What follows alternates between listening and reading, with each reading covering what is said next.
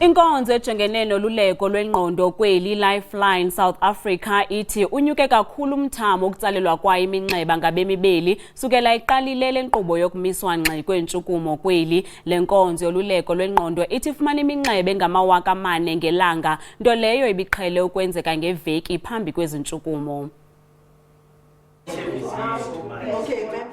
Aba basebenzi boluleko lwengqondo babila besoma imini nobusuku bephendula iminxeba yakho bekunika intuthuzelo bephelisa nomvandedwa ngeli xesha lokumiswa ngxi kweentshukumo kweli. Ukuxhatshazwa kwabasetyhini noxinzelelo lwasengqondweni ngenxa yezimali zezona zinto kukhangeleka ngathi zidlumzi. For the first time in the history of our call center, we've actually been seeing calls a day of more than 4,000 or so in a day.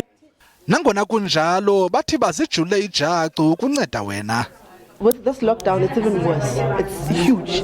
The word huge is even understatement. It's big because now we are magics of everything. We are getting calls from different sectors. Omnye wabantu abafowunileyo uvakalise uloyiko ngokungenzeka ukuba zingandiswa ezintsuku zokumiswa ngxi kweentshukumo kweli.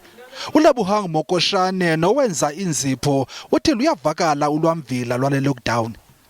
I'm the breadwinner.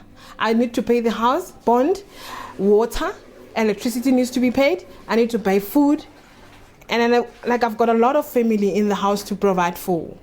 Ukanti ke xa uthe womelwa ngumqa ephinini wazibona ulixhoba lokuxhatshazwa ungatsalela le nombolo yamahala ethi 0800 150 150 ne-AIDS helpline kwinombolo ethi 0800 012 322. Zombini ke ezo nombolo zezasimahla awubhatali nepenemdaka.